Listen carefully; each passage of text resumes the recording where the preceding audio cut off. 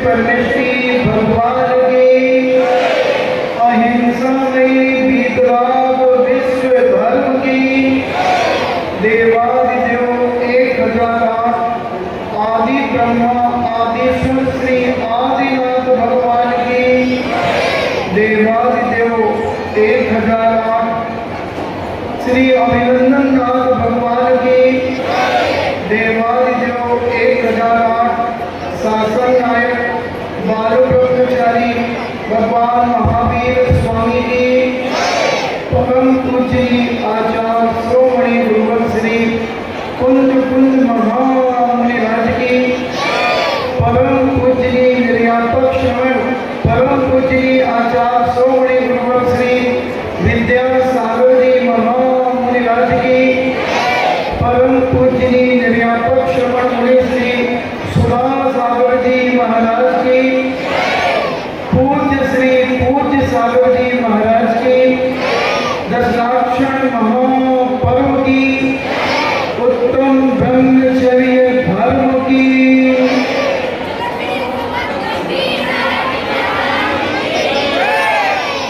देखिए बीच में ये माताएं बहुत सारी खड़ी हैं, ये बैठ जाएं, ये सफेद साड़ी वाली बैठ जाओ वहां पर, सभी महिलाएं बैठ जाएं, या जिनको जाना है वो बिल्कुल चले जाएं यहाँ से। कर्म का बंद ना करें, ये बीच में बातें, ये पुरुष भी बातें कर रहे हैं।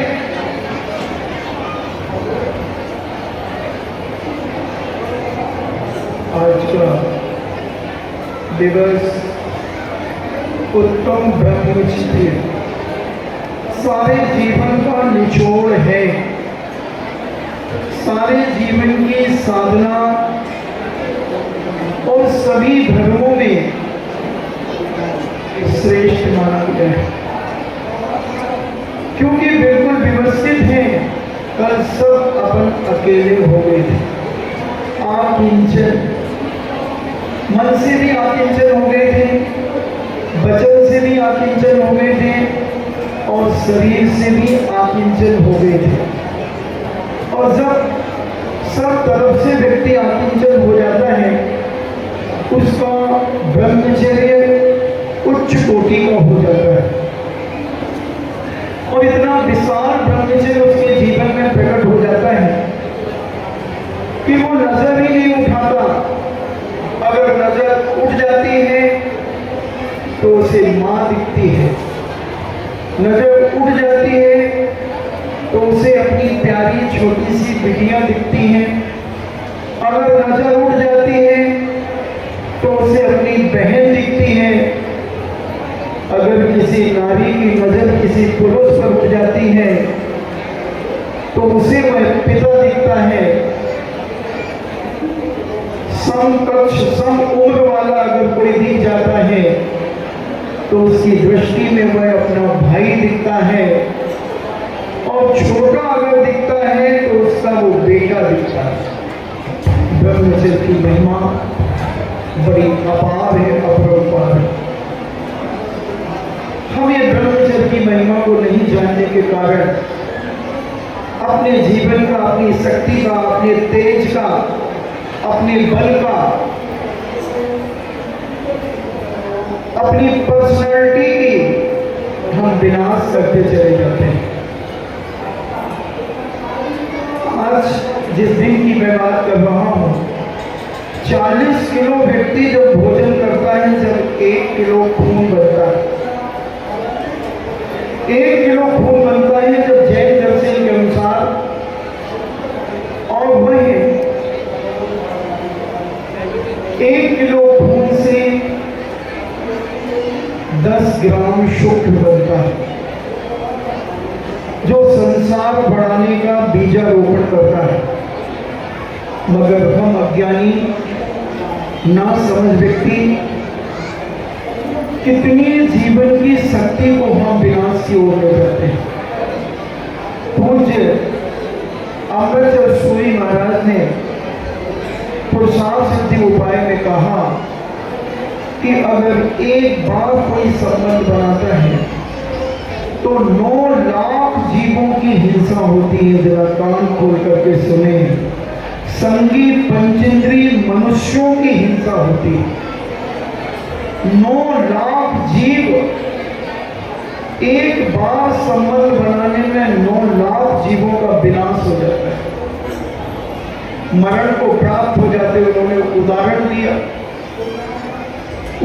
दिया पुरुषार्थ सिद्धि उपाय में कि जैसे एक पाइप में गर्म तेल डाल दिया जाए और उसमें तिल को डाल दिया जाए और एक डंडे से घुमा दिया जाए तो वो चिट चिट करके सारे तिल फूट जाते हैं।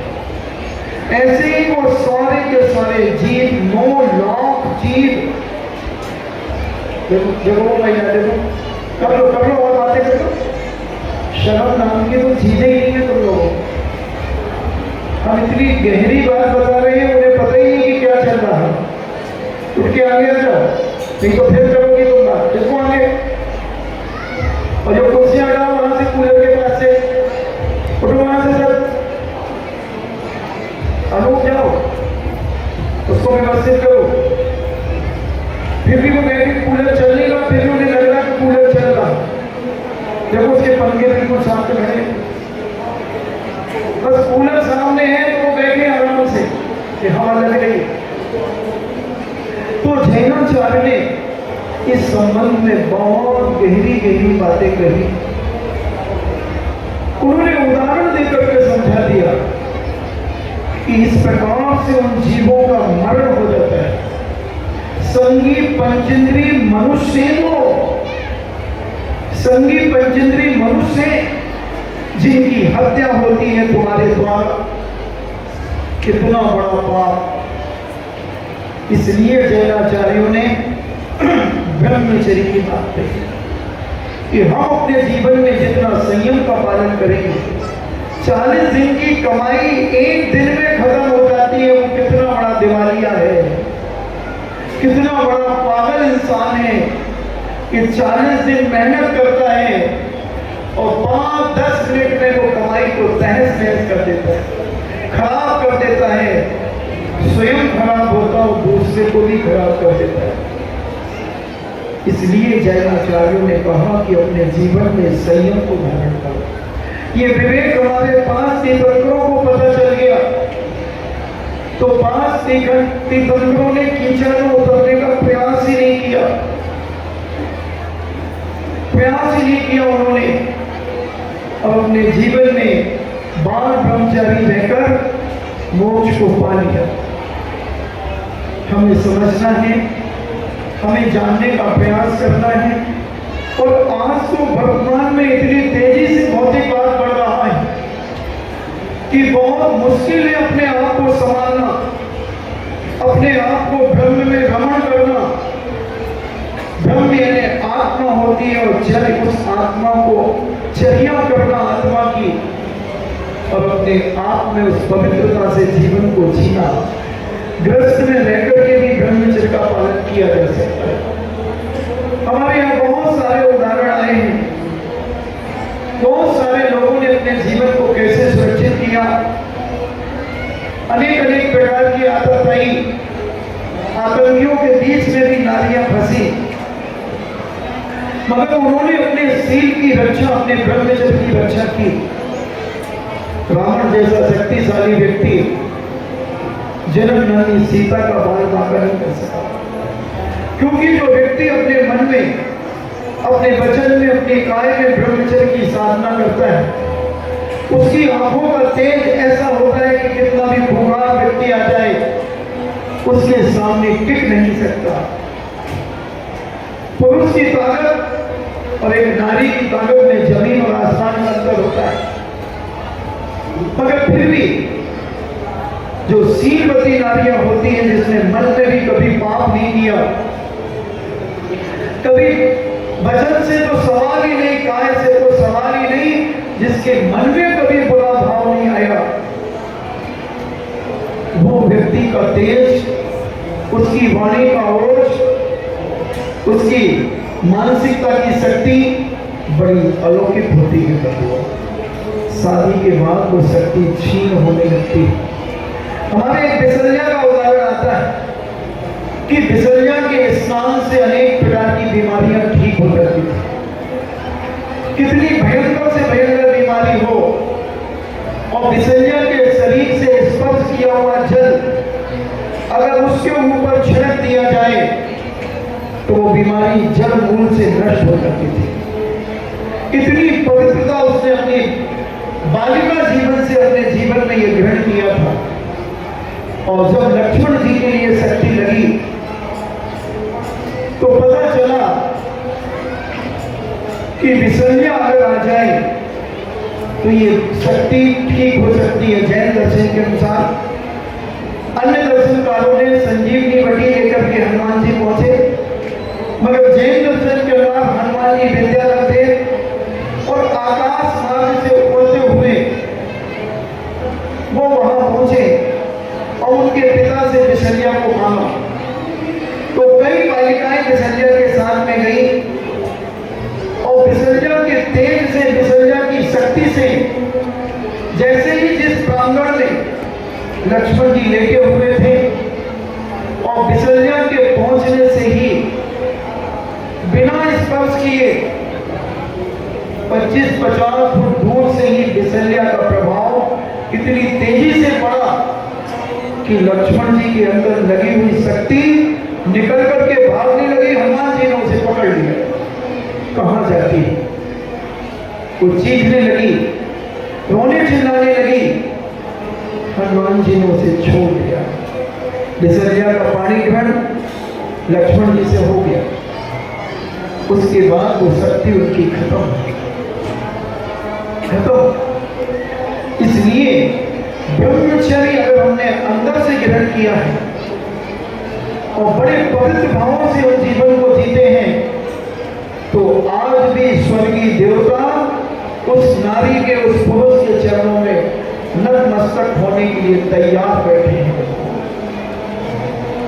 हम अपने आप को इस भौतिकवाद के युग में नहीं संभाल पा रहे।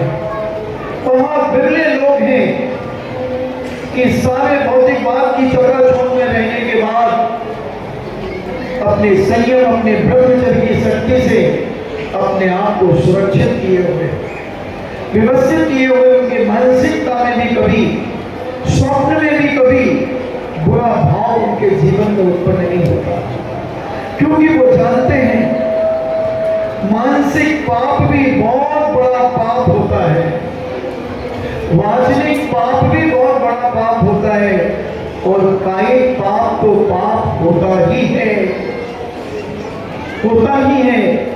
इसलिए गृहस्थ में रहकर के भी एक नीली नाम की एक बिटिया थी। जन्म से ही वो नीले कपड़े पहनती थी, नीला रिबन बांधती थी, नीले जूते पहनती थी, नीला मोजे पहनती थी, नीली फ्रॉक पहनती थी और उसका नाम भी नीली रखा गया। दिगंबर जैन दर्शन को मानने वाली वह बिटिया जब 8 साल की हुई तो उसके माता पिता आरिका के पास ले गए और आरिका जी से निवेदन किया कि आरिका जी ये 8 साल की हो गई, अब इसे आप जैन बनाइए। तब आरिका ने उसे अष्टमूल गुणों को, पहले तो 45 दिन में ही सब कुछ कर दिया था, मगर 8 साल की उम्र पर उसे ब्रह्मचर्य कर दिया गया कि जब तक तुम्हारा पानी ग्रहण नहीं होता तब तक तुम ब्रह्मचर्य का पालन करोगे, प्रतिदिन पूजन करोगी, सारे नियम जो गृहस्थ के होते हैं वो सब उसे समझाती। धीरे धीरे बिटिया बड़ी हुई। उसी नगर के एक सेठ का बेटा जो बौद्ध दर्शन को मानता था, उसकी नजर जब उस बिटिया पर पड़ी तो वो हक्का बक्का रह गया। कहता है ये स्वर्ग की कोई अप्सरा तो नहीं है, ये साक्षात कोई देवी तो नहीं है। इतनी सर्वांग सुंदरता को लिए हुए, इतना तेज उसके चेहरे पर, कितनी कांति उसके चेहरे पर। महाराज जी हम लोग के चेहरे पे भी तो कांति रहती है, तेज रहता है। हाँ रहता है। बीटरूट, टर्मरिक, कुंदन की दमक, जो देखे मुखड़ा हो जाएगी रेडनेस। कितनी चीजें, कितने क्रीम छुपड़ते हैं हम, कितनी क्रीमें छुपड़ते हैं। बेनेसी cold cream, Pond's cold cream, कितनी चीजें लगा लगा करके हम अपने आप को चमक लाने का प्रयास करते हैं। हम ब्यूटी पार्लर में जाकर के 2-3 दिन की चमक, जब किसी फंक्शन में जाते हैं तो हम ब्यूटी पार्लर को पहले जाते हैं। कौन सी जाति की है वो, किस किसको उसने छुआ है। रामदास की पत्नी भी गई थी, जीवदास की पत्नी भी गई थी, रैदास की पत्नी भी गई थी, पता नहीं किस किस की पत्नियां गई थी। और वो तुम्हें चुपड़ देती है। 1-2 दिन भी तुम्हारे में भी ऐसा लगता है जैसे पसीना पसीना हो रहे हो, पसीना पसीना हो रहे हो। फिर 2-3 दिन के बाद वो कहाँ चली जाती है। फिर जाओ 1500 रुपया देने, फिर चुप हो। 15 ही रखते हैं। हाँ सलवाओ नहीं, वो तो आपने कह दिया तो इससे कम तो मुश्किल ही है। 1500 तो रखते ही होंगे। अब बोलो तो मगर महीने में 2 बार चले गए तो 3000 रुपया चले गए। थोड़ा विचार करना, पाप में चले गए। और अंडे उन क्रीमों में अंडा भी मिला रहता है, लैट्रिन भी मिली रहती है। हाँ मुझे बताया एक कॉस्मेटिक का सामान होलसेल रेट से एक व्यक्ति, दिल्ली में था उनका बहुत बड़ा काम। फिर वो ज्ञानोदय के क्षेत्र में वानप्रस्थ आश्रम में रहने लगे। जब हमने वहां चातुर्मास किया तो वो रात्रि में मैया वृत्ति करने आते थे। फिर एक दिन शाम को आए तो मैंने कहा बाबा जी आपको कैसे बैराग हो गया, आपने कैसे इतने संपन्न घराने के आपने घर क्यों छोड़ दिया। तो उन्होंने कहा महाराज जी मैं कॉस्मेटिक सामान का मेरा धंधा था, बहुत हिंसा होती है महाराज जी, बहुत पाप ही पाप है उसमें। लैट्रिन भी देना पड़ती है बेचने के लिए, क्रीमों में मिलाने के लिए। ये सेप्टिक टैंक की लैट्रिन को फिल्टर किया जाता है, इतना फिल्टर किया जाता है कि बिल्कुल व्हाइट हो जाती है, इतनी व्हाइट हो जाती है। और बोले इनके डिब्बे आते हैं और ये कंपनियां डिब्बों को बेचते हैं। और फिर जो छोटे छोटे उद्योग वाले हैं वो क्रीमें बना बना करके बाजारों में बेचते हैं। बोले जब मैं ना समझता तो मैंने ये सब किया, और जब मुझे समझदारी आई, साधु संतों के प्रवचन सुने तो मैं तो छोड़ करके आ गया। और तुम कैसे बताती हूँ वो लैट्रिन।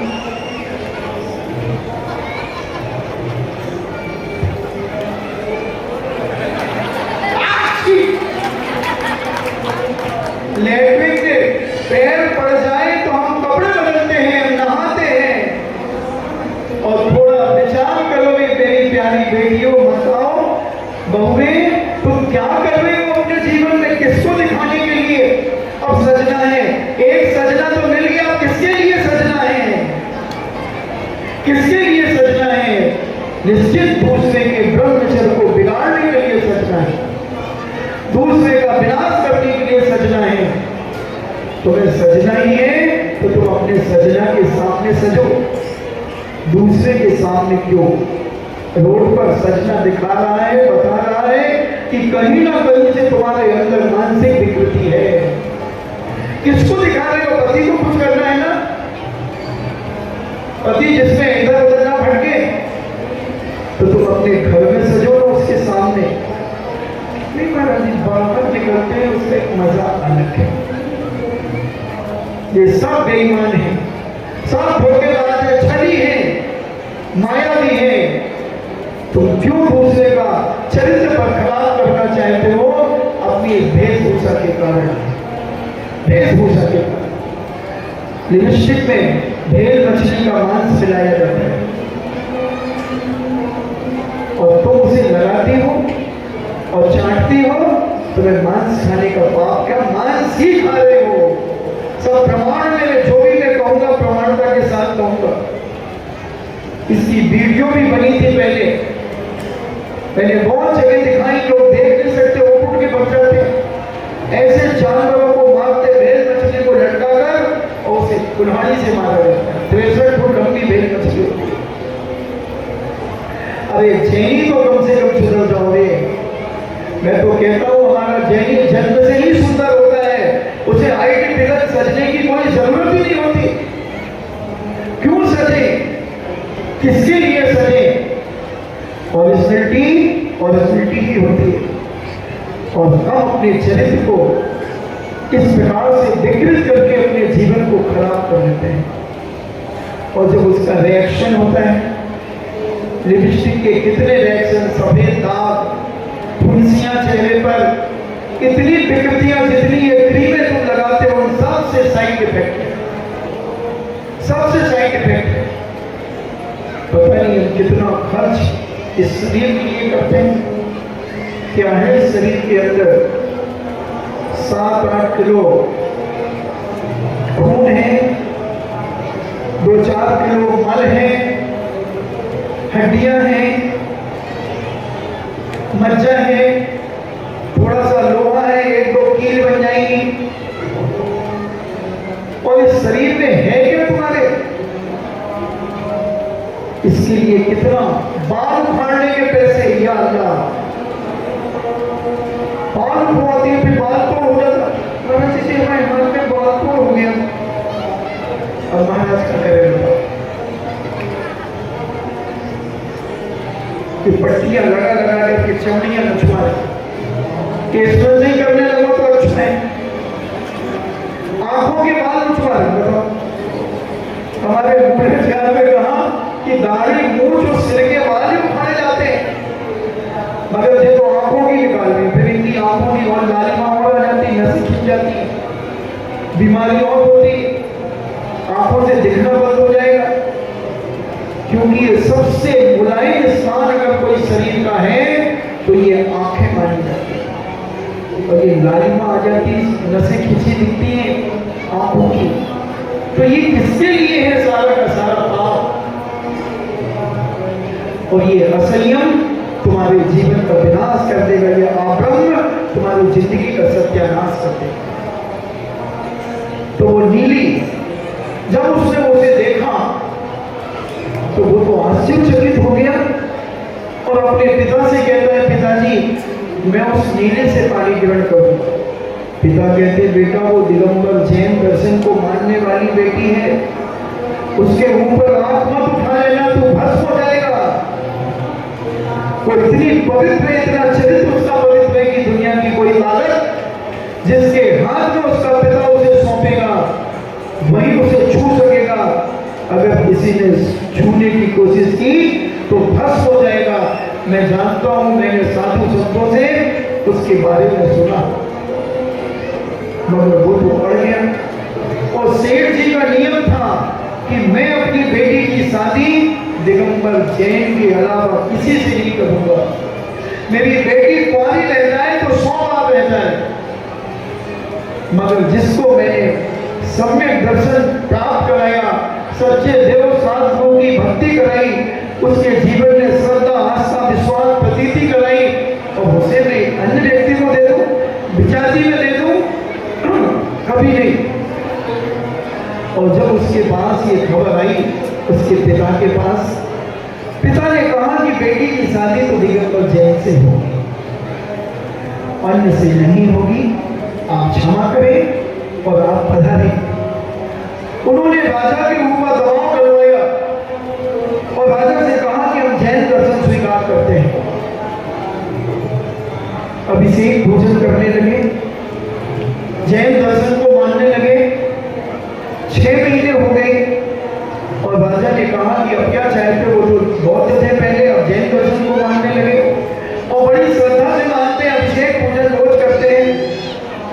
राजा ने अपने प्रभाव से, अपने दबाव से उस सेठ को बाध्य कर दिया और उस बिटिया का प्रतिदिन मंदिर नियम था। हाँ हाँ, बेटी जाएगी, अभिषेक देखेगी, पूजन करेगी, सब कुछ करेगी, साधु संतों को आहार दान देगी। हमारे यहाँ कोई बंदेज नहीं, क्योंकि हमने भी जैन दर्शन को स्वीकार कर लिया। सारे पंचों ने बैठ करके निर्णय किया। राजा के पास निर्णय गया। राजा ने भी कहा ठीक है, और सारे दिगंबर जैन धर्म के पंचों ने भी स्वीकार कर लिया। 6 महीने के बाद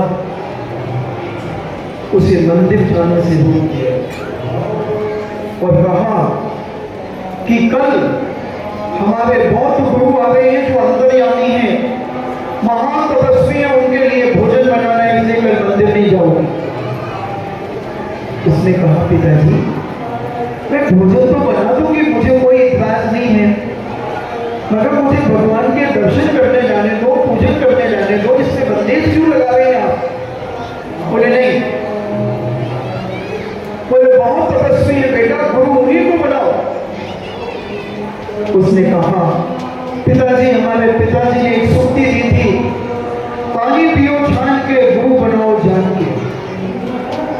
बहुत समझ करके जा बताना गुरु को कि जिसके लिए हम जीवन समर्पित करते हैं, श्रद्धा और आस्था और विश्वास अपने जीवन का रखते हैं, इसलिए हम परीक्षा लिए बिना हम उन्हें गुरु कैसे बना सकते हैं? हाँ हाँ, तू कैसे भी परीक्षा ले ले। बिटिया बहुत विवेकशील थी, स्वाध्यायशील थी, अखंड ब्रह्मचर्य का पालन करने वाली थी। जैसे वो साधु उनके आए, उसने उन सबकी एक एक झूठियां उठवाई और उसके छोटे छोटे टुकड़े कर दिए, बिल्कुल कैंची से अपनी दासियों से कटवा दिए, बहुत छोटे छोटे कर दिए और खीर में मिला दी, खीर में मिला दिए, सब कुछ डाला जो भी उसमें डलता था, सब सामान डाला। खीर बहुत स्वादिष्ट बनी और सारे के सारे टूट पड़े खाने के लिए और जी भर के खाया। और फिर जब ज्यादा व्यक्ति खा लेता है, गरिष्ठ, उसे प्रमाद सताता है, नींद आती है, तो वो दोपहर को सो गए। जब 3 साढ़े 3 बजे जाने की तैयारी हुई तो देखते मेरी जूतियां कहाँ गई, सब अपनी अपनी जूतियां ढूंढ रहे हैं और बिटिया नीली अपने काम में मस्त थी। उसकी नजर को पता चला कि हमारे गुरु महाराज की जूतियां नहीं मिल रही हैं। उसने कहा भाभी, महाराज साहब की जूतियां कहाँ हैं? उसने कहा मुझे क्या मालूम, वो तो अंतर्यामी है, महान ज्ञानी तपस्वी है, अपने ज्ञान के माध्यम से जानने की जूतियां कहाँ हैं? कौन सी बड़ी बात है? बोले आओ आप बाहर आओ। वो कहती है ऐसे कैसे बाहर जाऊंगी मैं, मर्यादा होती है नारी की, मैं कोई रोड पर खड़ी हो जाऊंगी क्या? दीदी ऐसा काम नहीं चलेगा, उसमें आप चलिए। तो वह देवी के एक पैर अंदर और एक पैर बाहर, और देवी को उसने पकड़ा और खड़ी हुई और अपने पैर के अंगूठे से जमीन को थोड़ा थोड़ा कुदेरने लगी। ये सीलवती नारी की पहचान होती है। ऐसे नहीं कहीं भी खड़ी होकर के बातें करने लगी, मंदिर आई है तो कहीं भी रोड पे खड़ी है, उधर वो हाथ बजा रहा है ऑटो रिक्शे वाला, टिपिप टिपिप टिपिप, और वो लगी है बातों में, पल्ला जा रहा है उसका अमेरिका और वो खड़ी है भारत में, पूरा शरीर दिख रहा है वो देशों का, फिर भी उसे कोई चिंता नहीं है। कितने लोग उसको देख रहे हैं, उसे कोई फिक्र नहीं है, वो तो मस्ती में मस्त है। ऐसी और ब्रह्म को सेवन करने वाली नारियां ऐसे ही भटकती रहती है, फिरती रहती है, कोई चिंता नहीं होती कि हमारा भी कोई कैरेक्टर है, हमारा भी कोई चरित्र है, हमारी भी कोई पवित्रता है, हमारा भी कोई आदर्श है, हमारा भी कोई बहुमान है, हमारी भी कोई इज्जत है, इन्हें कोई चिंता नहीं होती, तो ये फिरती रहती है। समझ लेना इनके मन में पाप है, पाप। आदर्श शरीर दिख रहा है तुम्हारा और तुम्हें होश नहीं है। कौन व्यक्ति निकल रहा है, दारूखोर भी निकल रहा है, जुआड़ी, शराबी, कबाबी, हर जाति का व्यक्ति निकल रहा है, किसके मन में पाप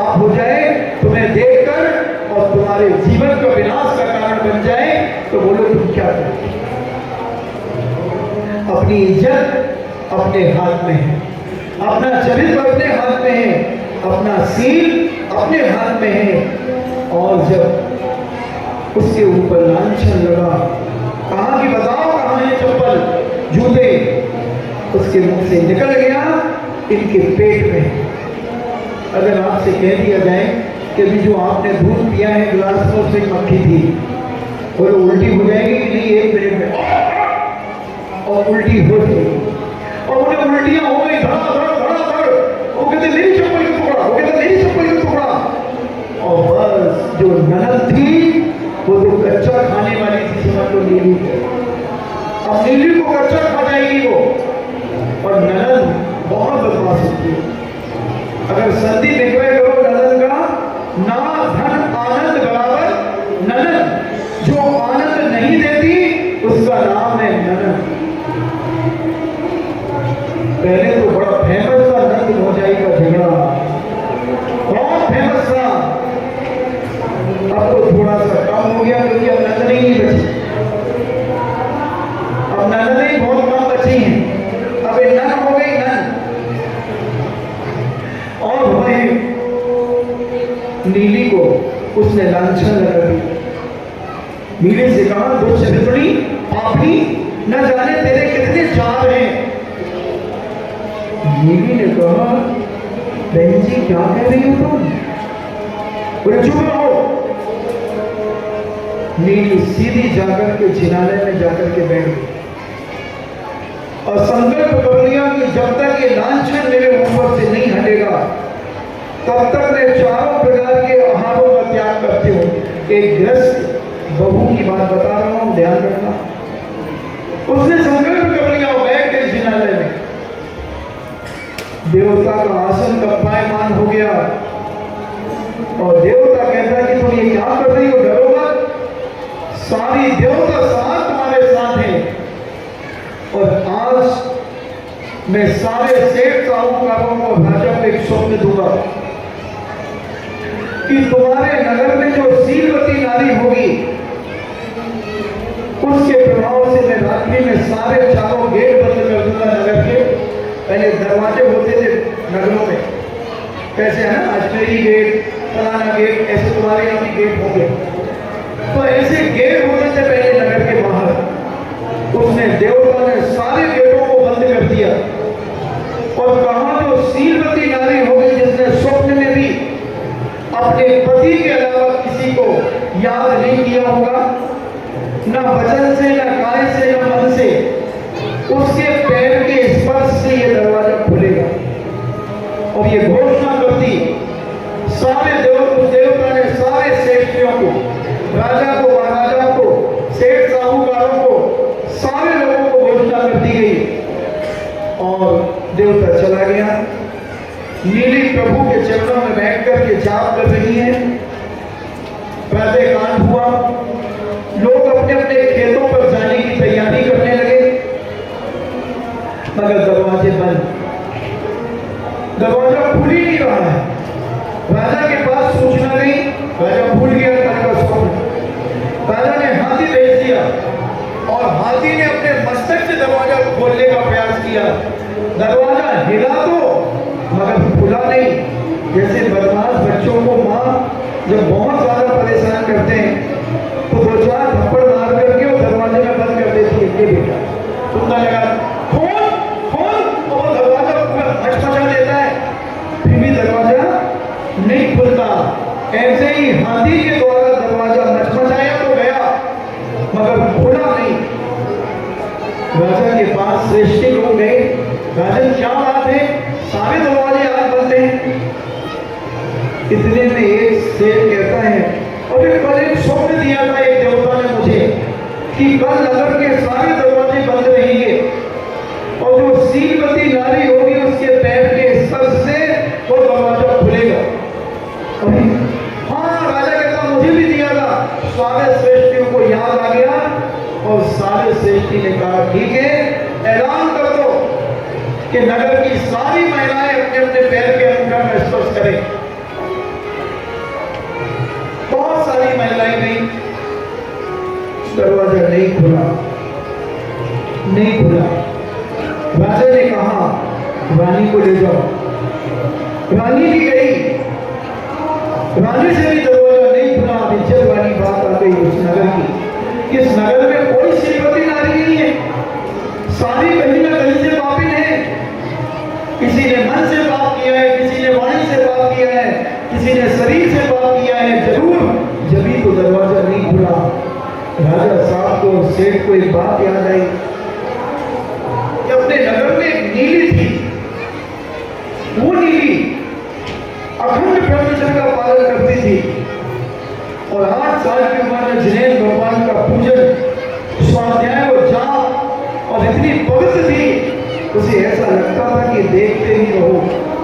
ऐसी चरित्रवान वो नारी कहाँ है? राजा से जब राजा ने ये बात कही तो सेठों ने कहा कि अभी उसकी बात करते हो, उसकी तो सगी ननद कह रही थी, उसके बहुत सारे चार हैं, वो तो दुष्टनी है। क्या राजा कहता है? तो वो आई कि नहीं आई? बोले नहीं है। राजा ने अपनी दासियों को भेजा और कहा कि जाओ उसको लेकर के आओ। अगर उसने भी स्पर्श किया और दरवाजा नहीं खुला तो इस पूरे नगर का दाह संस्कार हो जाएगा, पूरे नगर को मौत के घाट उतार दिया जाएगा। और राजा ने कहा मैं भी मौत के घाट उतर जाऊंगा। क्या मेरे नगर में एक भी श्रीमती नारी नहीं? किसी ने भी मन से पाप किया? सारे लोगों ने मन से पाप किया है, वाणी से पाप किया है, शरीर से पाप किया है।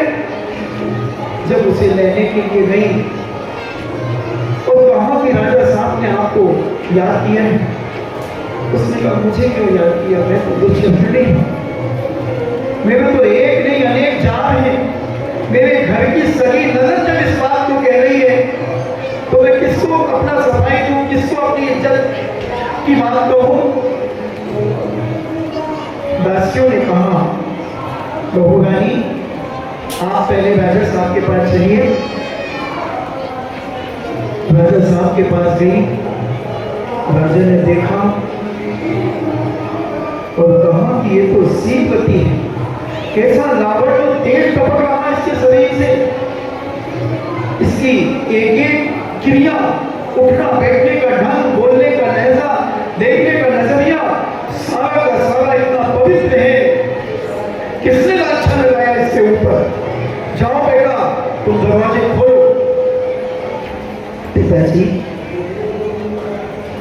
मेरी सगी नंदनी ने तो मुझे बदनाम करने का प्रयास किया है। कोई बात नहीं बेटा, मैं सब देख लूंगा, मैं राजा हूं। और जैसे ही नीली आगे गई और दरवाजे से 20-25 फुट दूर ही दरवाजा कांपने लगा, हिलने लगा दरवाजा। और 10 फुट दूर जैसे खड़ी हुई और दरवाजा कर करके खुल गया। चारों दरवाजे खुल गए नगर के। सारे लोगों ने नीले का जय जयकार कर दिया। महिलाओं ने नीली को गोदी में उठा लिया और इतना आदर और सम्मान किया कि बेटा तुमने आज हमारे नगर की लाज बचा ली, लाज बचा ली। नीली कहा कि पहले मुझे जिनालय ले चलो। जिनालय ले गई, भगवान की भक्ति की और अपने घर आ गई। सारा नगर में आनंद छा गया, मगर राजा के मन में एक विकल्प, एक टीस, एक वेदना ऐसी तड़प रही थी अंदर कि मेरी रानी भी श्रीमती नहीं है, मेरी रानी भी श्रीमती मेरी नहीं। हाँ देखो हो जाए गड़बड़, कोई आकर सुने तो गड़बड़ हो जाए। एक बार मेरे पास 25-40 बच्चे पंडितपुर में बैठे थे, कलकत्ते, मुंबई, दिल्ली आदि के थे, दशहरा की छुट्टियों में आए। तो मैं बच्चों से कह रहा था कि देखो बच्चे बिना नहाए मंदिर नहीं जाना चाहिए। और वहां से एक महाराज निकले तो उन्होंने इतना ही सुना कि मंदिर नहीं जाना चाहिए, उन्होंने बिना नहाए सबने सुना नहीं। अब शाम को जब गुरु भक्ति में मिले तो कहते हैं यार गंभीर साहब तुम बच्चों को क्या कह रहे थे, मंदिर नहीं जाना चाहिए? मैंने कहा महाराज तुम मुझसे ये उम्मीद करते हो तो मुझसे ये उम्मीद करते हो कि मैं मंदिर जाने के लिए मना करूंगा बच्चों को? मैं अपने मुंह से अपनी पढ़ाई नहीं करना चाहता। आज हजारों बच्चों को मैंने मंदिर और अभिषेक को पूजन का सिखा दिया। हजारों बालिकाएं आज पूजन करती हैं भारत के अंदर। अब आप ये क्या कह रहे हो? बोले मैंने अपने सभी कानों से सुना। अपने कान बदल दो, तुम्हारे कान ही नहीं है ये। बोले क्यों? हमने तुमने गलत सुना। हमने, मुझे लगता है ये तो चूहिया का बिल है, बिल के छेद है ये दोनों आपके। चूहा का बिल दो तरफ से होता है। चूहा जानता है जो लाक्षा ग्रह बना था, विदुर ने जब बनवाया तो विदुर ने कहा था चूहे जैसे बनाना, चूहे के बिल जैसे बनाना। तो चूहा का एक गेट तो यहां से होता है और एक पीछे से निकलने का रास्ता होता है। चूहा जानता है कि अगर मैं यहां से घुसा और किसी ने देख लिया तो वो पत्थर ठोक सकता है या तेल डाल करके आग लगा सकता है। इसलिए चूहा यहां से तो घुसता है और निकल कहां से जाए तो पता ही नहीं चलेगा। और तब भी स्वर्ग बना देता है चूहा। ऐसे ही लाक्षा ग्रह में स्वर्ग बनी थी, पांचों पांडव उसी से निकल गए थे जब आग लगाई गई थी। और राजा ने मन में ये विचार किया, रानी को बुलाया। रानी कहती अभी नहीं आऊंगी, मैं बाद में आऊंगी, अभी मैं बहुत काम में बिजी हूं। इतने में एक नगर की वेश्या आई और एक सुंदर सा फल लेकर के आई और राजा से कहा, राजन ये फल आपके लिए, आप इसे खाओगे तो सदा आप स्वस्थ रहेंगे, जवान रहेंगे। अच्छा, तो राजा ने सोचा कि मैं तो वैसे व्यायाम करता हूँ, एक्सरसाइज करता हूँ आज की भाषा में, मैं तो वैसे ही गंड बिठक लगाता हूँ और पौष्टिक भोजन अच्छा करता हूँ, मैं तो वैसे ही बलिष्ठ हूँ। अगर रानी को ये दे दिया जाए और मेरी रानी अगर स्वस्थ रहेगी तो मुझे सुख प्रदान होगा। उसने वो फल रानी को दे दिया। रानी का संबंध कोतवाल से था।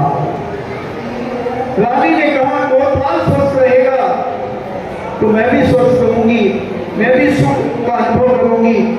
और कोतवाल को वो फल दे दिया। कोतवाल वेश्या से कनेक्टेड था, वेश्या से था। तो कोतवाल ने सोचा कि वेश्या को दे दूंगा तो वेश्या हर्षपूर्ण जवान बनी रहेगी, तो मेरी इंद्रियों की लोलुपता की पुष्टि होती रहेगी। और उस वेश्या ने वह फल कोतवाल ने वेश्या को दे दिया। वेश्या ने कहा ये फल तो मैं राजा को देकर के आई थी, मेरे पास वापिस आ गया। वो राजा के पास गई, बोले राजा साहब आपने ये फल वापिस क्यों भेज दिया? मैं तो चाहती हूँ कि मेरे नगर का राजा हमेशा हर्षपूर्ण रहे, शक्तिशाली रहे, दुश्मन राजा से मुकाबला करने की ताकत रखे। राजा कहता ये फल तुम्हारे पास पहुंच गया? राजा का ऑफिस से बाहर मारा चढ़ गया। तुम्हें किसने दिया? बोले कोतवाल। कोतवाल को बुलाया जाए। कोतवाल जी सरकार, ये फल तुम्हारे पास कहां से है? ये फल ये फल हाँ ये फल पूछ रहा हूं, ये रानी साहिबा के पास से है। एकदम राजा को चक्कर आ गया और धड़ाम से राजा गिर गया। शीतोपचार किया गया, शीतोपचार किया गया। और जब राजा होश में आया तो रानी वहां खड़ी थी। रानी कहती क्या हुआ प्राणात, क्या हुआ? बोले अरे पापिन तो चरित्री, तू नारी है कि आरी है? नारी है कि आरी है? तू इतनी गिर चुकी, एक 2 पैसे के आदमी से तेरा संबंध?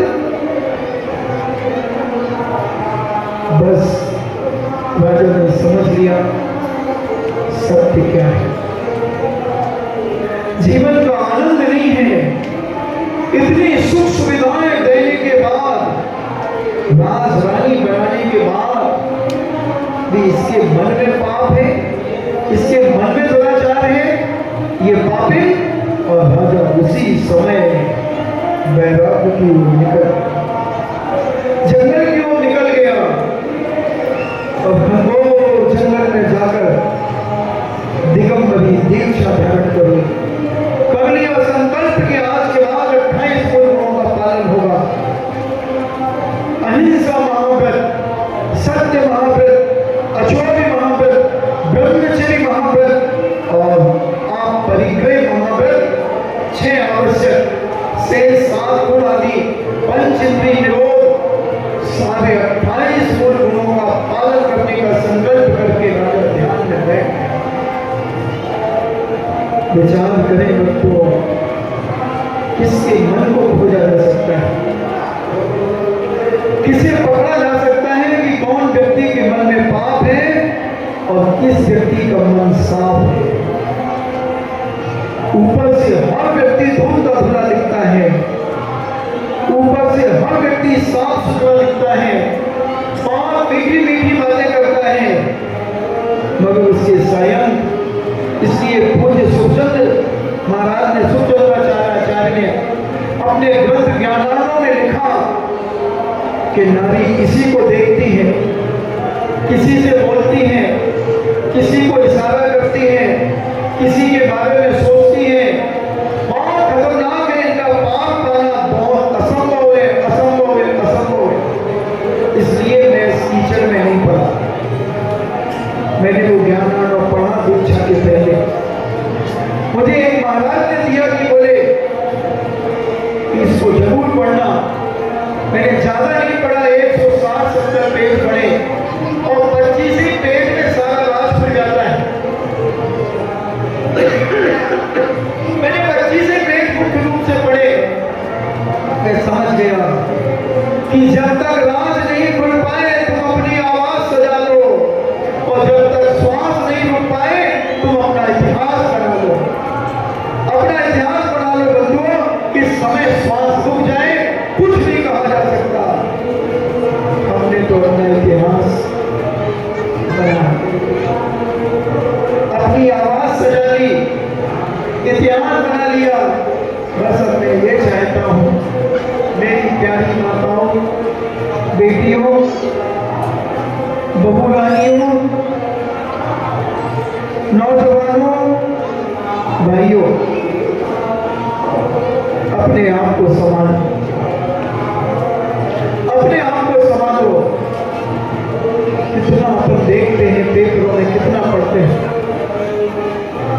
कैसे तलाक हो जाते हैं 2-2 महीने में, 4-4, 6-6 महीने में, 7-2 साल में।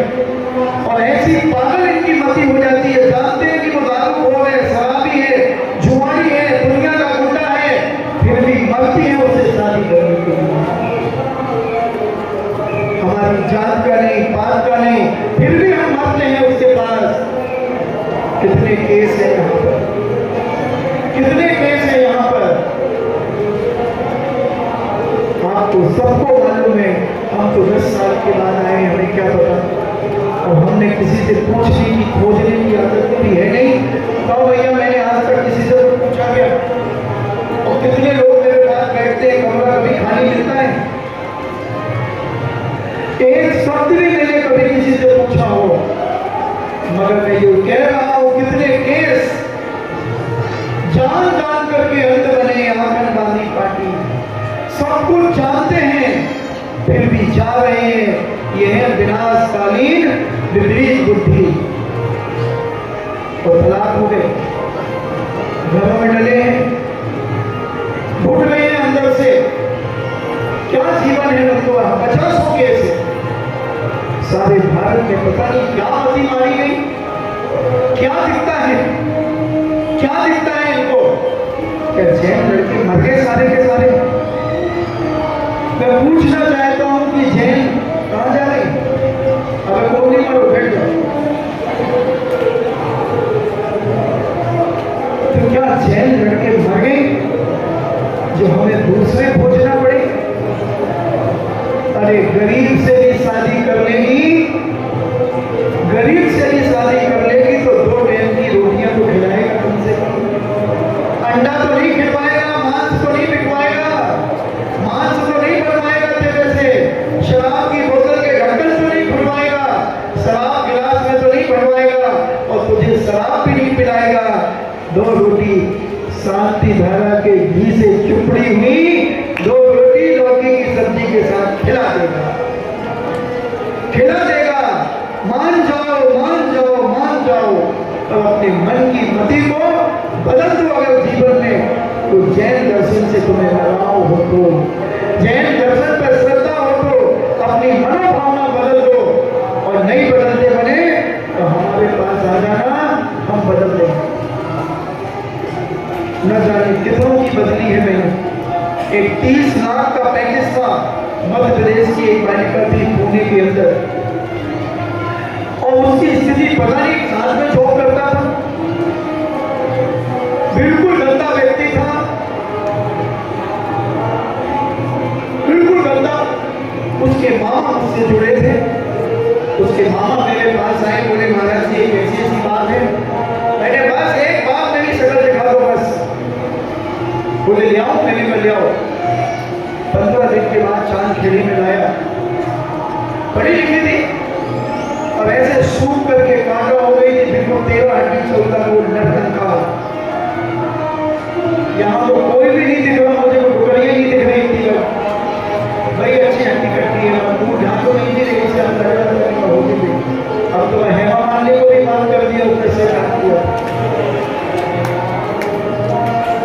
और वही जब मैंने उसे देखा तो मैंने कहा ये तो मरणासन अवस्था में मरेगी, ये तो इसे बहुत जल्दी ट्रीटमेंट की जरूरत है। और मैंने उसे ट्रीटमेंट दिया, 1 घंटा लगा और बिल्कुल साफ कर दिए सारे रास्ते। इनडायरेक्ट में सारी बातें हुई, इनडायरेक्ट में सब समझ गई। मैंने अब जा महाराज के पास, और क्या कहना चाहती है पहले मुझसे बता, फिर महाराज से कहना। बोले मेरे माता पिता जिसके साथ शादी करेंगे मुझसे कहूँ।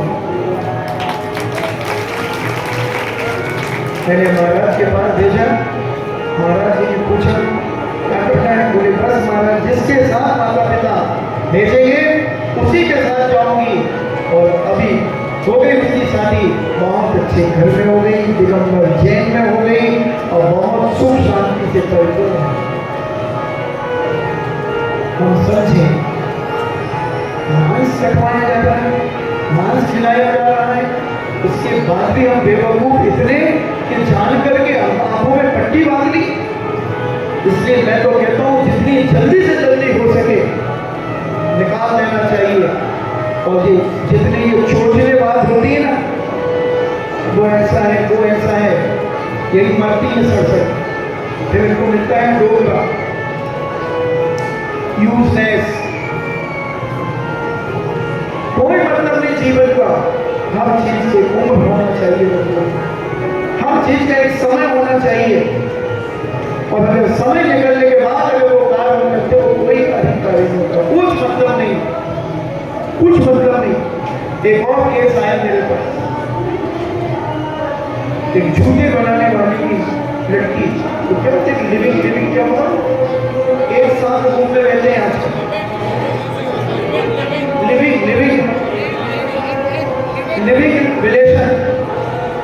और वो केस आया, उसके बाप जूता बना रहा है और वो पढ़ रहे थे, और वो 6 साल से दोनों एक कमरे में रहे।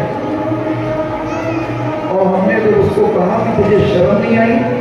बोले महाराज हमें भी 2 साल पहले पता चला कि ये है। उसके पिताजी भी साथ में थे।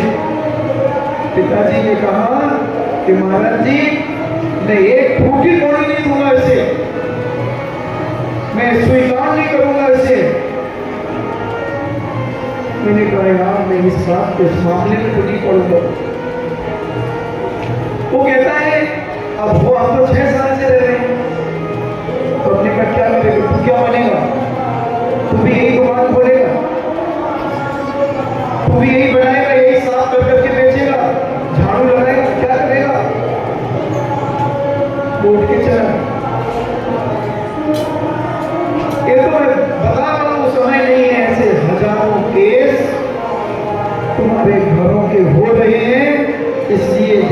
मर्जी हो, 1 2 3 माता पिता हो फ्री।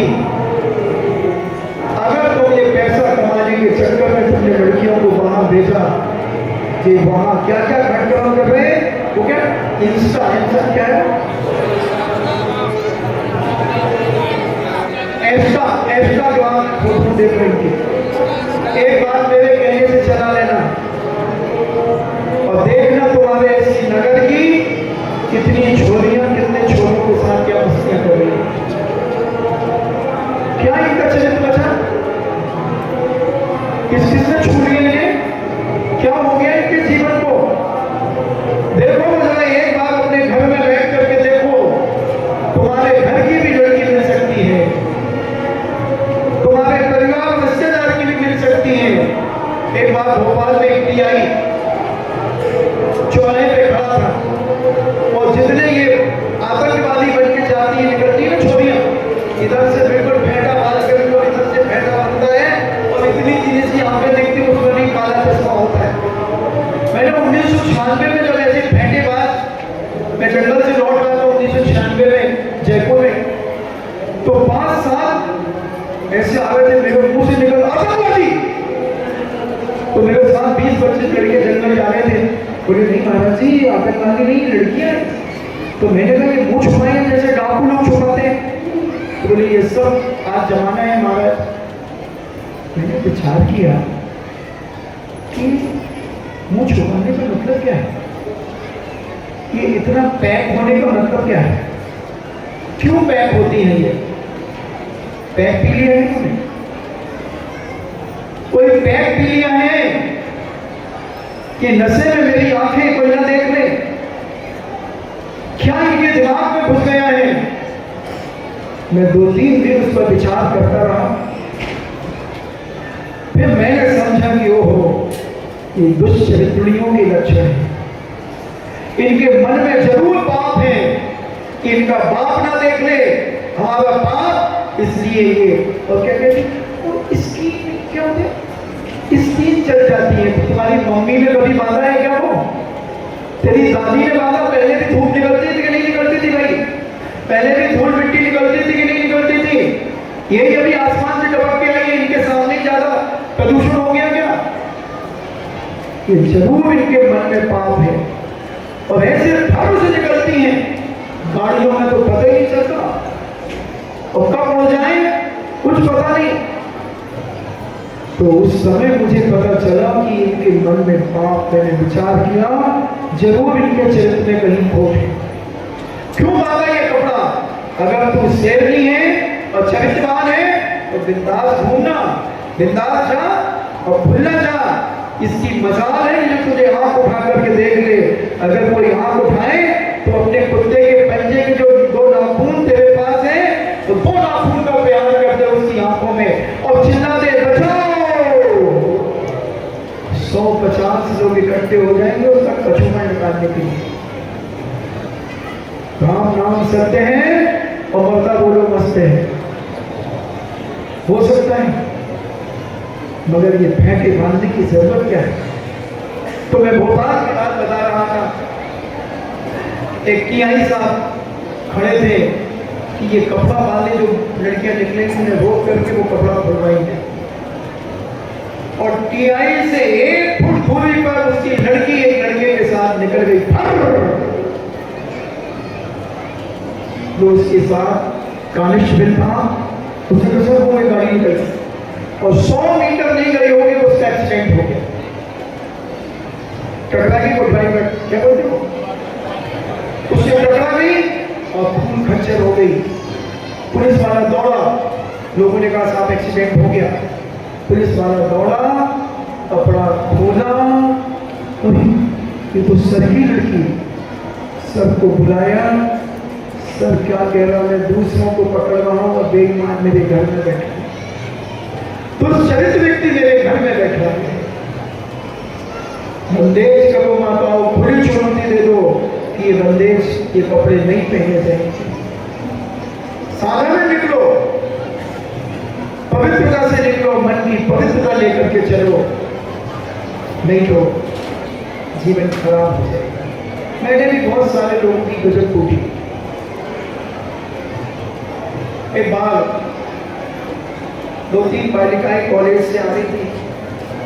अब एक चाट का ठेला, इन बालिकाओं में अकल तो होती नहीं कि वे पानी पतासा खाने की कितनी भूखी होती है ये, चाहे वह सूसू डाल डालेगा कि दे दो तो ये गप्पे गप्पे कर दे। तो एक ठेला वाला जा रहा था, वो चाट का ठेला था। तो तीनों बालिकाओं ने कहा, ए भैया हमें वो पानी पतासे खिला दो, फुल्की खिला दो, फुल्की। तो जहाँ मैं खड़ा था वहाँ अच्छी चौड़ी जमीन थी, जगह थी, जो आगे रोड था, उसने वही दुकान के सामने लगाया और उसने यूं किया, तो मटर डाला, ये पानी में गिर होगा और ये दे रहा। मैंने कोई बात नहीं, खाने दो। इतने में मन चला आया, हमको भी खिलाओ। देखो जहाँ बालिकाएं रहती हैं उनकी स्टाइल देखना, बोलने की छोड़ो, सूरत ना सकल और चूड़े जैसी नकल, फिर भी एक्शन तो ऐसे करेंगे जैसे बहुत करोड़पति बाप के बेटे हो। तो बोला हमको भी खिलाओ। उसने कहा, उसे भी एक कोना दे दिया और उसको भी देने लगा। और वो बालिकाओं ने खा पी करके हाथ हाथ फेर करके और पानी आनी पी करके पैसे देने लगे। तो वो कहता मैं दे दूंगा, मैं दे दूंगा। उसने कहा क्यों, आपसे अंदर आप अपना दीजिए, हम अपना दीजिए। अरे नहीं नहीं मैं दे दूंगा। वो बालिका बहुत पावरफुल थी, तीनों ने सैंडल उतारी और 3-4 दी उसे, बोले अब दे। इतने में मैं भी कूद गया, मैं भी खाऊंगा, मैं भी खाऊंगा। बोले आपसे मतलब, हमने उनसे क्या मतलब। और एक शॉट दिया तो हट गया। हमने कहा दे, पैसे दे,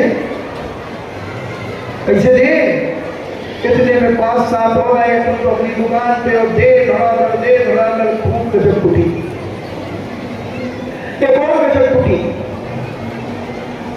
एक बालिका कॉलेज जा रही थी, तो एक गजब का ठेला खड़ा रहता था, समझ लो जैसे वो कूलर रखा है ना, वहां गजब का ठेला, बालिका यहाँ। और गेट के उस तरफ जैसे ही वो गेट तक जाए और वो जिस कलर का सूट पहने, मान लो नारंगी कलर का सूट पहनी थी, तो वो कहता है आज तो नारंगी नारंगी है गजब। तो बिटिया कुछ नहीं बोली, बहुत समझदार थी, विवेकशील थी। उसने कहा चिल्लाते रहते पर वो क्या लेना देना, डोंट करी बी एमपी। दूसरे दिन वो गुलाबी सूट पहन करके गई, तो वो कहता आज तो गुलाबी गुलाबी है गजब। उसने कहा कोई बात नहीं, मन चले होंगे, कोई सड़क छाप मुझे। तीसरे दिन वो हरा सूट पहन के गई, तो वो कहता आज तो हरी हरी है गजब। और उसके दिमाग में थोड़ी सी भितुरी है। वो घर जाकर के टेबल के ऊपर हाथ रख के ऐसे बैठ गई, कॉलेज से आई थी। और उसके घर में उसके भाई का एक दोस्त था जो बॉक्सर था। वो प्रतिदिन आता था, तो बहन के पैर छूता और कहता ठीक तो है ना। हाँ, मगर उस दिन वो कुछ बोली नहीं, उसने पैर 3-4 बार छू लिए, वो कुछ बोली नहीं। उसने कहा क्या हो गया, उसकी चोटी पकड़ के खींच दी। अरे दिमाग खराब मत कर, क्यों कैसे चोटी चोटी। अरे मुझे हुआ क्या, कुछ नहीं हुआ, मैं समझ लूंगी, निपट लूंगी। वो समझ गया कि कुछ मामला खराब है। उसने कहा बता मेरे को क्या है। बोले चुप रहे, तुमने अकेली माँ का दूध नहीं पिया, मैंने भी पिया। बोले बता दो। बोले नहीं, जिस कलर के कपड़े पहनो उस कलर की गजब बिकती बजा। अच्छा कितने बजे जाती कॉलेज। बोले 10 बजे। बोले तू आगे आगे चलना, मैं पीछे चल। बोले रहने दे, मैं देख लूंगी। वो आ गया 10 बजे, ये घर से निकली और बस इधर तक पहुंची। और वो यहाँ था, जैसे वो आगे बढ़ी तो वो ठेले के पार पहुंच गई। तो वही मन चला, फिर कहता है आज तो नीली नीली है गजब। अब वो बिटिया तो आगे निकल गई, अब ये ठेले तक पहुंचा और उसने पकड़ करके दे दे दे शॉट। फिर वो पलट के देखती है, अरे आज तो खूब कुट रही है गजब। तो अगर हमारा चरित्र पवित्र है, अगर हमारे मन में ब्रह्मचर्य की शक्ति है, तो गजब कूटने वाले इतने आ जाएंगे कि तुम स्वप्न में भी नहीं सोच पाओगे कि हमारे बचाव के लिए इतने लोग आज खड़े हैं। पहले हमें पवित्र होना पड़ेगा, पहले हमें अपनी मानसिकता को पवित्र रखना पड़ेगा, हमें अपने चरित्र को पवित्र रखना पड़ेगा। फिर तो कोई दुनिया की ताकत हमें नहीं बिगाड़ सकती। हम अपने आप को मानसिक मजबूत सबसे पहले बनाएं। भक्तियां तो कसेंगे, रोड पे खड़े होने वाले लोग भक्तियां कसेंगे, मगर उनकी भक्तियों को सुनकर तुम मुस्कुराना मत, तुम हंसना मत। हंसे तो फंसे, हंसे और फंसे, तुम नीचा सिर करके जाओ। और जहां रोड देखना, रोड देखो, नीचा सिर करो, रोड देखो। गांधी जी ऐसे ही करते थे। हम अगर अपने आप को सुरक्षित और पवित्र करना चाहते हैं तो हम कर सकते हैं, और हम भ्रष्ट और अपवित्र होना चाहते हैं तो हम हो सकते हैं। एजुलाइक पसंद अपनी अपनी है। आज ब्रह्मचर्य की बातें तो बहुत करना है, बहुत चर्चा करना है। मैं कहूँ तो 1 महीने तक तुम्हें ब्रह्मचर्य के बारे में सुना सकता हूँ। सुनने वाले में दम चाहिए, सुनने वाले में दम चाहिए, समझने वाले में दम चाहिए। इतनी पॉइंट है मेरे पास, क्योंकि मैं 9 इंची के पैर से सारे भारत को नापता हूँ, सारे भारत को नापता हूँ। बस मेरा एक ही लक्ष्य है कि हमारी बेटियां सुरक्षित रहें, हमारे बेटे सुरक्षित रहें, अपनी समाज में जाए और अपनी समाज में लाए। गरीब से गरीब भी तुम कर लोगी तो तुम धर्म पत्नी कहलाओगी, गृह लक्ष्मी कहलाओगी, अर्धांगिनी कहलाओगी, धर्म पत्नी कहलाओगी। और किसी निकृष्ट के पास चली गई तो नौकरानी बनकर के जिंदगी जीना पड़ेगा, पिटना पड़ेगा, गालियां खाना पड़ेगी, आपको जूते खाना पड़ेगा। आप सबको मालूम है क्या क्या दशा होती है जितनी ये लव मैरिज होती है, जितनी ये लव मैरिज होती है। एक भी अगर सुखी बता दो तुम मुझे तो मैं कुछ विचार करूंगा, एक भी बता दो। क्योंकि बचा ही क्या है, पहला इतना बोल लिया, इतना 2-2 बजे तक फोन हो गए, अब बचा क्या है कि वो अपने जीवन में शादी के बाद कुछ करेंगे। सब कुछ खत्म हो गया वहां पर, तो जो था उससे बड़ा चढ़ा करके खूब बताया, खूब खर्च किए। अब क्या है भिखारी के पास, कहां से मांग करके तो तुझे दिखाया, ये सूट दिलाया, वो होटल ले गया, वो गाड़ी में घुमाया। अब क्या बचा बात करने का, बचा क्या है? अब तो लात जूते का बचा है, बाप युद्ध बचा है। इसके अलावा क्या होता है? तो समाज में रहते हो, मुझे बताओ कि किसके घर में शांति है? एक लव मैरिज की घटना सुना देता हूँ, समय पूरा होने वाला है। एक दंपति लव मैरिज करके आया, बाहर से आया और एक नगर में रहने लगा, और दोनों एक दूसरे के लिए ऐसे मरते, एक दूसरे के प्रति इतना प्रेम। अरे क्या हो रहा है ये, 10 मिनट और रुक जाओ। छुट्टी रात नहीं, इसलिए तेरे दिमाग से एंटीना खत्म हो गया। तुम्हें क्या कह रहा था? एक लव मैरिज, एक जोड़ा एक नगर में आकर के बस गया, और उस नगर में दोनों में इतना प्रेम प्रदर्शित होने लगा, इतना प्रेम प्रदर्शित होने लगा कि सारे अड़ोस पड़ोस के कॉलोनी के सारे लोग कहें कि देखो कैसा पति पत्नी का जोड़ा है, कितने विवेकशील, कितने चरित्रवान है, धन्य है। ऐसी ही सबकी बहू हो, ऐसा ही सबका बेटा हो। पूरी कॉलोनी में करीब 2,500-3 हजार घर थे, और जिससे मिले बहुत अच्छा व्यवहार, सब कुछ, सब तारीफ के बिना कोई न रहे। हर व्यक्ति तारीफ करे, हर व्यक्ति इज्जत करे। और उसने कपड़े की दुकान खोल ली। धीरे धीरे महिलाएं अपने अपने पति को छेड़ने लगी। देखो कितना प्यार है दोनों में, कितना प्रेम है दोनों में।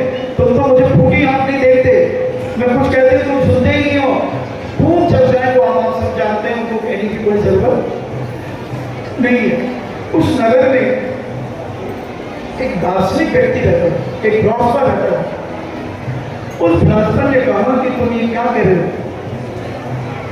उस फिलॉसफर की पत्नी ने भी कहा कि देखा आपने कितना प्यार है दोनों में, कितना प्यार है। बड़े शालीनतापूर्वक नगर में चलते हैं, रोड पर चलते हैं, कितना प्यार से बात करते हैं और कितनी इज्जत इन्होंने बनाई है। 3 साल हो गए, आज तक इनकी किसी से खटपट नहीं हुई। कितना प्यारा परिवार है। काश अपन दोनों भी ऐसे रहते तो कैसा लगता। पर कहता है पगली, वो भी जानती नहीं है, वो जानती नहीं है ये सब। राज को तू नहीं जानती। देख, मैं खेल खेलता हूं, मैं खेल खेलता हूं, तू एक काम कर, तू उसके पति को, समझ रहा ना, तू उसके पति को एक पत्र भेज, आई लव यू, पत्र भेज और कहना कि मैं तुम्हें बहुत चाहती हूं। जो भी लिखा जाता है तुम लिखना और अपने किसी सहेली के हाथ से भेजे। सहेली ने खूब बड़ा चढ़ा करके तुम्हारे बारे में बताएगी। उसने कहा ठीक है, और उसने पत्र भेजा।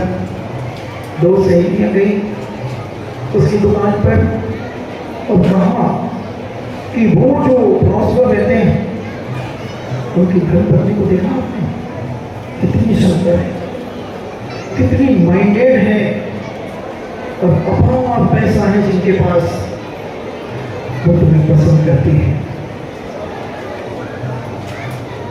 सुन रही है, वो आपको पसंद करती है। उसने कहा कि मेरी पत्नी के अलावा दुनिया में कोई सुंदर नारी नहीं है। मेरी नारी जितनी सुंदर, गुणवान, विवेकशील, चारित्रवान, पवित्रता से भरी हुई, मुझे दुनिया की कोई नारी पर विश्वास नहीं। हट जाओ यहां से। उन्होंने बहुत भुसकाने का प्रयास किया, उसने धूमधाम दिया, वापिस आ गई। 3-4 दिन के बाद फिर गई। उसने कहा खबरदार मेरी पट्टी के नीचे उतर जाओ, ऐसी महिलाओं की मैं शकल देखना नहीं चाहता, हट जाओ यहां से। तुम मेरे घर में फूट डालना चाहती हो, तुम मेरे घर को बर्बाद करना चाहती हो, हटो यहां से। उसकी धड़का देखकर उसकी सहेलियां कहती वाकई में ये पुरुष तो बहुत विवेकशील है। अब दार्शनिक कहता है कि अच्छा मेरा नंबर है, तू तो फेल हो गई, तू तो नहीं पटा पाई उसे।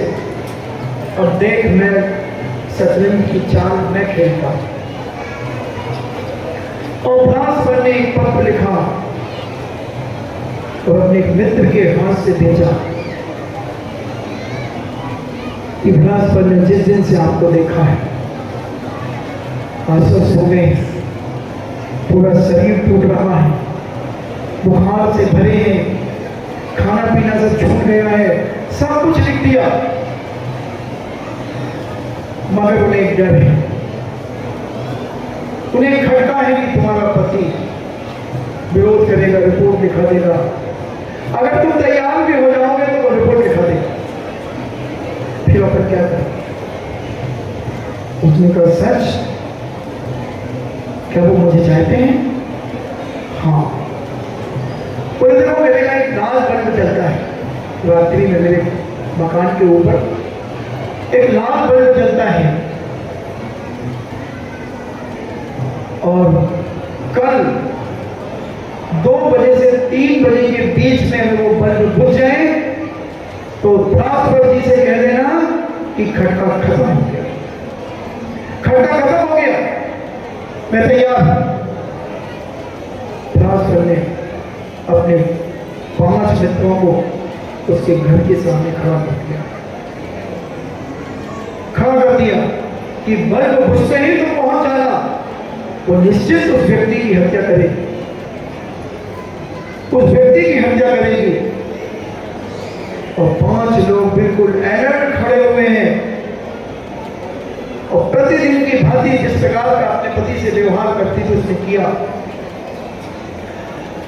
भोजन कराया, जो भी सब कुछ होता था यथावत समय पर पति सो गया और इसने सोने का बहाना करके लेटी रही और इसने तलवार अपने बिस्तर के नीचे रख ली और ये 2 बजे 2:10 या 2:20 पर उठी और लाइट बंद की और तलवार उसकी गर्दन पे मार दी। घर अलग हो गया। वो पांचों के बाद जैसे तैसे घुसे उसके घर में, जब तक काम तमाम हो गया था।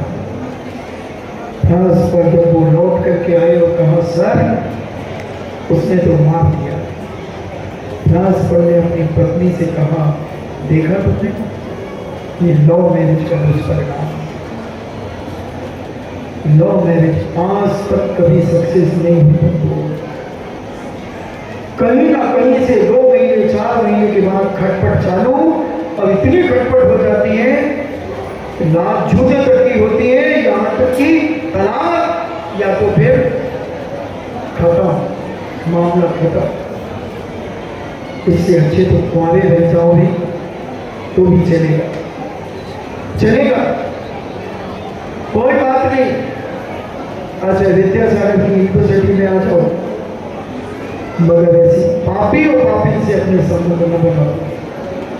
अपने जीवन को पवित्र करें, महान बनाएं और पुनः अपना तत्वार लेखन प्रतियोगिता, बहुत सीमित रजिस्टर इनके पास बचे हैं और आज जो लेगा, सुनो एक छूट दी जा रही है। आज जो लेगा, वैसे तो रजिस्टर 27 तारीख को, कल तक जिन्होंने लिए वो 27 तारीख तक ही जमा होंगे, मगर आज जो लेगा उनको हम 3 दिन देंगे क्योंकि 3 दिन निकल गए हैं, 7, 8, 9, तो ये 3 दिन हम बढ़ा देंगे। 30 तारीख को उनका रजिस्टर जमा करेंगे। आप चाहें तो अपने मौके का फायदा उठाएं, भाई भाई का झगड़ा रुपए का माल उठाने में कंपनी के प्रचार के लिए। और ये प्रतियोगिता क्यों हो रही है? पूज्य आचार्य विद्यासागर जी महाराज के परम प्रभावक शिष्य मुनि पुंगो निर्यापक श्रवण सोनासागर जी महाराज के 40वें दीक्षा दिवस के उपलक्ष्य में यह प्रतियोगिता आयोजित की गई है। तो मेरा मन है कि कोई भी व्यक्ति, एक भी घर ऐसा बाकी ना हो कि जिसके घर से ये तत्वार ग्रंथराज का लेखन कार्य ना हो। इन्हीं मंगल भावना के साथ जिनवाणी स्तुति, और नहीं तो कल शिवरात्रि खाली होंगे तो शिवरात्रि सारे रजिस्टर ले जाएंगे क्योंकि हमारे हर साल के कस्टमर हैं। इसलिए मैं चाहता हूँ कि जहां मैं चतुर्मास कर रहा हूँ वहां के लोग ज्यादा से ज्यादा उस पारितोषिक को जीवन करें। आज हमें वो फोटो दिखाई जो 12 साल 10 साल पहले जो पारितोषिक बटे थे यहाँ पर, गोल्डी को उसमें पुण्यार्जक था, उसने आज मुझे याद ताजा कराई और कहा देखो महाराज जी अपन ने ये प्राइजें बांटी थी, अब तो बल्लू सेठ भी बांटेंगे, पता नहीं कितने लोग मिलके बांटेंगे। और ये प्राइजें तुम जब लोगे, जब देखोगे तो फिर लाला रस टपकेगा। तो मुझसे मत कहना कि महाराज को कल वो बांधते ना लड़ना का क्या तुम वो लाल टपकती ना, तो कपड़ा बांधते ना महिला बच्चों को, तो वो मुझसे मत मांगना, नहीं तो मैं दुपट्टा फाड़ के लेना पड़ेगा। जिनवाणी के ज्ञान से सोचे लोगा लोग, सोवाणी मस्तक धर्मो सदा देत हूँ दो। हे जिनवाणी भारती तोड़ जपो दिले, जो दे रोशन आवे सो पावे सुखी। देव भजो हंत को गुरु सेवा निवन, दया धर्म पालो सदा, यही मोक्ष का पन। 9 बार नमोकार।